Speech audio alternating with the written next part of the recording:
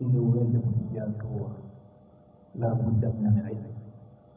Hakuna njia isipokuwa watu wakielekea kitabu cha Allah na sunna ya Mtume Muhammad sallallahu alaihi wasallam. Hili ni jambo ambalo watu wanatakiwa watilie umuhimu, na kama alivyosema msasi hapa ni kuwa ni jambo ambalo halina mipaka, bali mpaka wake ni siku utakapoingia katika kaburi. Katuingia pale kaburini pale, ndio mwisho wa wewe kusoma hii dini ya Allah subhanahu wa ta'ala. Lakini maadamu bado unazunguka mtaani, bado uko hai, lazima na jambo la kusoma hii dini ya Allah subhanahu wa ta'ala, lau ufahamu kuisoma Qur'an, kwa sababu yapo mashakili mengi ambayo sitoyapata. Mtu analalamika, lakini kumbe tiba anayo mwenyewe. Hana amani ndani ya moyo wake, anahangaika, alhamdulillah, ile huzuni imemjaa katika kifua chake, na tiba anayo yeye mwenyewe. Tiba yake ni kiasi cha kunyanyua tu mkono na kuchukua kitabu cha Allah na kukaa na kusoma, kila kitu kinaondoka ndani ya moyo wake. Lakini mtu anaishi katika hali ya huzuni, ukimuuliza wewe waza nini, hana jawabu na kukwambia kwamba mimi ninachowaza ni kitu fulani.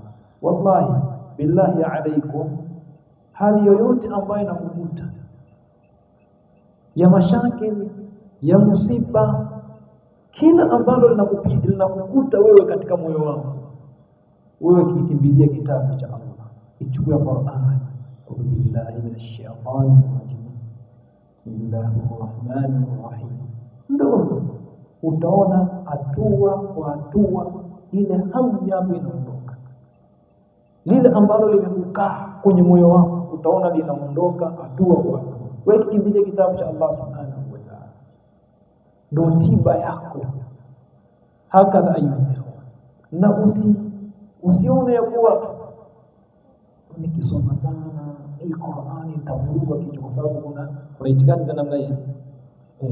Yule ndugu yangu juzi Al-Warraq ananiambia wakati yupo Arusha markazi anasoma, walikuwa wakisoma kitabu cha Nahwu al-Wadhi, toka huko anaimba ili akahudhurisha darasa vizuri darasani. الكلام هو اللفظ المركب المفيد بالوضع فأقسامه ثلاثة: اسم وفعل وحرف. أنا تبع jamaa mmoja, wewe hebu simama, ndo tayari ndio nini, ndo tayari, sababu nyewe mkisoma sana Qur'an nyewe mvurugo. Anasikia al-kalam, akajua Qur'an yenyewe na tayari kashavurugo. Mwangalieni anatembea barabarani anaongea tu peke yake. Lakini hizi ni hali ambazo kwa wanafunzi hazifichikani.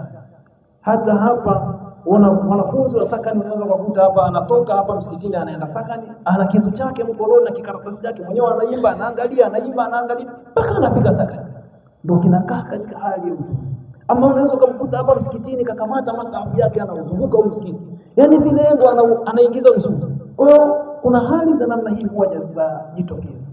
Sasa tusitie ili kwamba ukisoma sana Qur'an unavurugwa, bali ukisoma sana Qur'an akili na moyo yatulia vizuri. Wala usione kwamba mimi nitavurugwa bwana.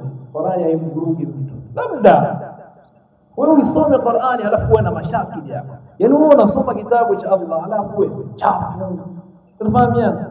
Tukisema mchafu haina maana ya mchafu ya kuwa mtu haogi wala havui. Wewe unasoma kitabu cha Allah subhanahu wa ta'ala, lakini wewe mzinifu. Sasa wewe unatafuta matatizo. Unasoma kitabu cha Allah subhanahu wa ta'ala, alafu kuna mambo ambayo wewe unakona wewe. Wewe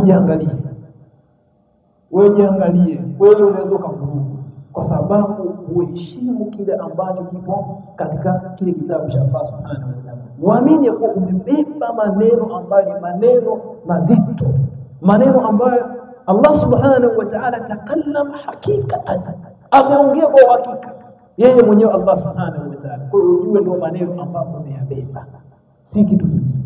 Kwa hiyo ndugu zangu katika imani, mimi sasa kutia taarifa hiyo Allah subhanahu wa ta'ala tuwafikishe tuchukue maneno ya ustaz na tuingize katika maisha yetu, na tukazaleni kusoma pamoja na kuzitakasa nia zetu. Leo wewe jiulize nafsi yako, kwa nini nasoma? Jawabu liwe ninasoma mimi nifahamu mimi, kisha nikawafahamishe ndugu zangu hii dini ya Allah subhanahu wa ta'ala. Lisiwe kuna jambo la tatu. Unasoma ufahamu wewe, kisha ukawafahamisha ndugu zako hii dini ya Allah subhanahu wa ta'ala. Kama kuna masala mengine yatajitokeza, ni mambo ambayo yamejitokeza juu ya jambo, lakini nia yako ni kufahamu wewe, ukawafahamisha watu dini ya Allah subhanahu wa ta'ala. Kwa hiyo tutakaseni nia zetu, tutakaseni nia zetu, na hili ndio msingi wa mwanzo wa kukubaliwa ibada. Innamal a'malu wewe bado hujahifadhi hadithi innamal a'malu binniyat, huo ndio msingi. Kwa hiyo matendo yote usingatiwa ile nia. Nasallallahu salama na afya. Asante jazakumullah khairan bisma'akum subhanaka wa bihamdika ashhadu an la ilaha illa anta astaghfiruka wa atubu ilayk. Assalamu alaykum wa rahmatullahi wa barakatuh.